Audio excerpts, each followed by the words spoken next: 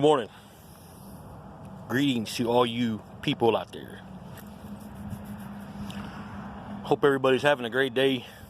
Saturday, of course. We all know that. Why we say it, who knows? I just say it. What the hell? But anyway, it's a beautiful day here in where I'm at in Wiley. But I have a little bush job to do today. I want to show you guys these bushes real quick. I've already started on them. I wanted to do a video earlier, but I just kind of like wanted to get everything set up and get rolling. Kind of have a plan before you get here. Yeah, if you got a job to do, bushes, little leaf cleanup or whatever, crepe myrtle cleanups, whatever. Try to have on your way to the job. Try to get a mental picture of how you want to get started. What do you want to do first? You want to trim the bushes? You want to mow the yard first? Clean up the leaves? You know, just try to get a little something in your head on how you want it to go. Then you just kind of time it. The way I do it, I time it. I try to get somewhere right at 9. Like today, I got here right at 9, and I said I'm gonna do the bushes first. That way I can blow them out, and then I'll blow the leaves out. There's not a lot of leaves, just a few. Grass looks like it's growing a little bit, but I'm gonna that way you blow the leaves and stuff out of the beds and the clippings from the bushes out, and then you mulch them up. I don't ever like to bag stuff up. I'll just mulch it up and go over it a couple times. That way I ain't having to haul off trash bags and sticks or whatever. But these are boxwoods, Nandinas. They got some dwarf Nandinas over there. I've already trimmed these up, and I'm gonna go back and kind of touch them up again because sometimes they prickle. There's one of my boxwoods there. You gotta be careful because if you take too much off of this, man, it'll leave a bald spot. Okay, you just kind of want to get a little visual, get in your mind how you want it to look, and then go from there. But like I said, just take a little bit off of time for you inexperienced people out there. Just take a little bit off at a time, and then just trying to get a mental picture in your mind on how you want it to look. These are gonna be all square. Now I'm gonna show you guys this these boxwoods, what I'm talking about. Over here on the side, you can see that little bitty hole right there. Okay, there wasn't much there to begin with, but if you take too much off of it, it'll look like that. But it'll look like bad. It'll look like you butchered it up. But anyway, these are some other ones that I've done. Now these right here, these here are funky, man. You just got to get in your mind how you want them to look. And the way I do it, I start at the bottom and kind of taper it up. Then I go around it and just make it as brown as possible or square as possible. It depends on how I want it to look. This customer doesn't really care as long as they're trimmed up and stuff. So I kind of do what I want over here. Like this one. Been here, I think, 2 years now, maybe a couple years at this, one of my customers. But these Nandinas, man, you gotta be careful. If you take too much off it too, then you have to take off more on one side, then they're gonna look butchered up. So you want to take all that stuff down there out, even if you gotta pull it out by hand, them little bitty branches. That way it doesn't look all funky. You know, square it up or round it off, however you want in your mind. But yeah, like I said, these boxwoods, Japanese boxwoods, they're good bushes, but if you take too much off of it, you know, you just kind of take a little bit at a time and then just turn your trimmers at different angles to kind of like you're combing it, and it'll get more in there. I mean, that's the way it works for me. That's kind of the technique that I use. Now, all this under here, there's nothing under there, so I can't really do nothing about that. And I don't want to take too much off of there because it's basically going to make it look bald down there and look less. I want it to look full and hardy. So, you know, when you're looking from the road, it's going to look nice.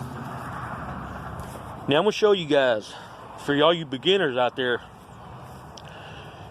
you know, I know you get excited. You want to go spend all this money on Echo steel trimmers and all that stuff, man. I've been in the business a long time, over 25 years, off and on. But I got a lot of experience, so I'm not saying I'm perfect and I'm better than anybody else, but I'm just telling you from my perspective. Use what you got. You know, I mean, yeah, I want to go buy me a pair of trimmers right now, gas trimmers, some good ones, a pair of Home Depot good ones. You know, they'll last me a long time. But what I'm saying is, you young guys out there that are just not getting into the business, don't think you got to go out there and spend all this money, because you don't. I mean, I got electric trimmers that I'm using right now, and these are $20 trimmers. And